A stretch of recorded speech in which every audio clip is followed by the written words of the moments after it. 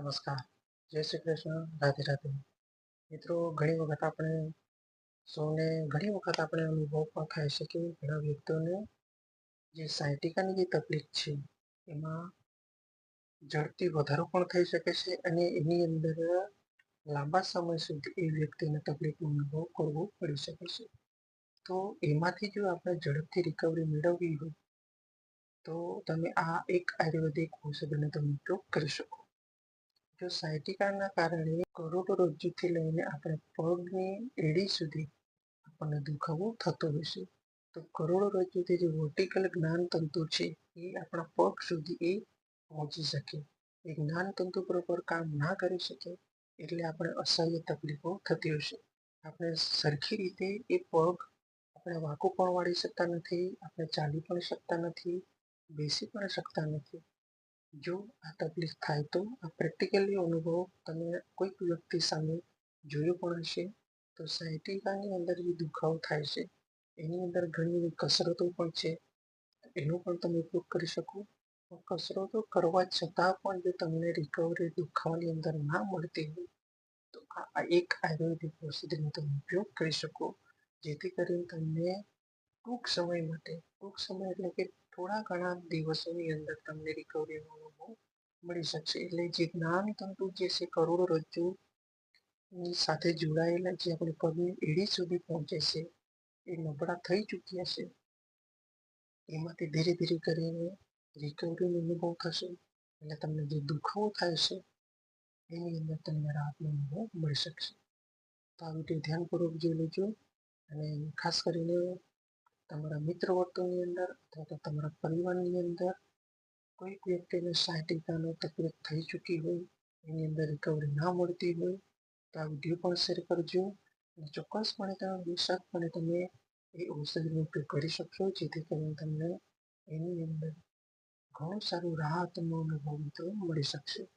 હા, ભલે તમે કસરત કરતા હો, કસરત ચાલુ રાખો, કોઈ વાંધો નથી, પણ એની સાથે કોઈક બીજી સાયટિકાને લગતી કોઈક દુખાવાને લગતી ગોળીઓનો તમે ઉપયોગ કરતા હો તો એ ગોળીઓ 2 થી 3 દિવસ સુધી તમે સ્ટોપ કરી દો અને ત્યારબાદ એ આયુર્વેદિક ઔષધિનો તમે ઉપયોગ કરો, જેથી કરીને તમે પ્રેક્ટિકલી અનુભવ તમને થઈ શકશે.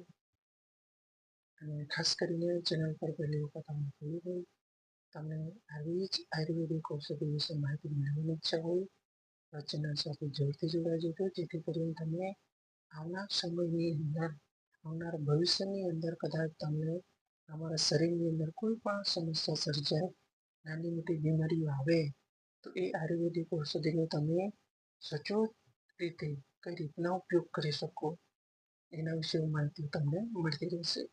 ચેનલ સાથે જરૂરથી જોડાઈ જજો, જેથી કરીને આપણે સૌએ આયુર્વેદિક ઔષધિ વિશે માહિતી રાખવી જરૂરી પણ છે.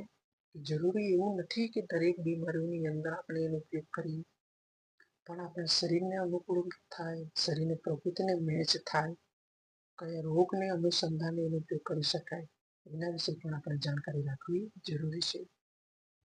તો ચાલો હવે શરૂઆત કરીએ કે સાયટિકાનો દુખાવો તમને ખૂબ તકલીફ આપી ચૂક્યો હોય, એની અંદર રિકવરી ના મળી ચૂકી હોય, કસરત કરતા હોય, ગોળીઓ લેતા હોય છતાં પણ તમને એની અંદર રિકવરી જો ના મળતી હોય તો સૌથી બેસ્ટ ઔષધિ છે એ છે મિત્રો પારિજાત.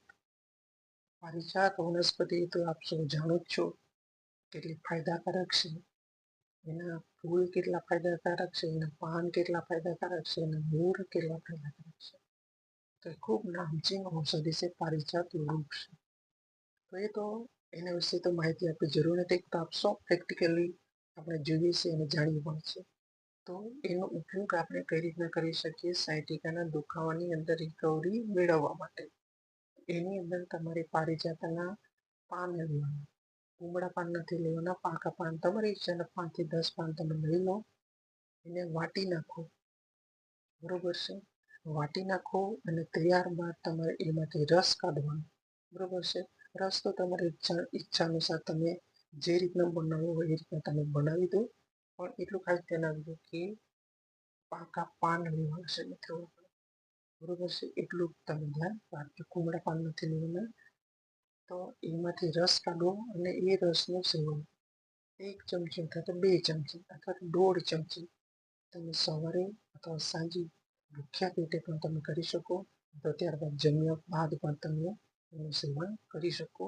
સાયટિકાની તકલીફના અનુસંધાને જો તમને અસહ્ય તકલીફ થઈ ચૂકી હોય તો પારિજાતના પાનનો રસનો તમે ઉપયોગ કરી શકો, જેથી કરીને તમને જે કરોડરજ્જુની સાથે આપણા પગની એડી સુધી જે તકલીફ થાય છે, અસહ્ય તકલીફ થાય છે, પગની અંદર દુખાવો થાય છે, એની અંદર તમને રિકવરી મળી શકશે. જો એની અંદર એક કામ કરે છે, મિત્રો આપણે જે એક નસ હોય છે એ નસની અંદર ડેમેજ થઈ જાય છે, નસ દબાઈ જાય છે, જેથી કરીને આપણે જે આપણી પગની એડી સુધીની તકલીફો આપણને ભોગવવી પડી શકે. તો સાયટિકાના દુખાવાની અંદર આ પારિજાતનું જે વૃક્ષ છે એના પાનનો જે રસ છે એ ખૂબ અક્ષીર કામ કરે છે મિત્રો. તો ચોક્કસપણે તમે ટ્રાય કરી શકો, અથવા તો એની સાથે કોઈ બીજી બીમારી હોય તો પણ તમે એ પાનના રસનો તમે ઉપયોગ કરી શકશો, જેથી કરીને સાયટિકાના દર્દમાંથી તમે છુટકારો મિત્રો મેળવી શકશો. તો મળી કોઈ નવા વિડીયો સાથે, નવી આયુર્વેદિક ઔષધિ સાથે. ત્યાં સુધી તમારું ખાસ ધ્યાન રાખજો, શરીરનું ખાસ ધ્યાન રાખજો, જેથી કરીને આવનાર સમયની અંદર આપણને ખબર નથી કે આવનાર સમય કેવો હશે, પણ આવનાર સમયની અંદર આપણે શરીર કેટલું મજબૂત રાખવું એનું આપણે ખાસ ધ્યાન રાખવું જરૂરી છે. જો શરીર પ્રત્યે આપણે લાપરવાહી કરશું, ખાનપાનની અંદર લાપરવાહી કરશું, તો સમય જતાં આપણું શરીર આપણે સામે ચાલી દુઃખનો અનુભવ આપણને આપી શકશે. તો જય શ્રી કૃષ્ણ, રાધે રાધે.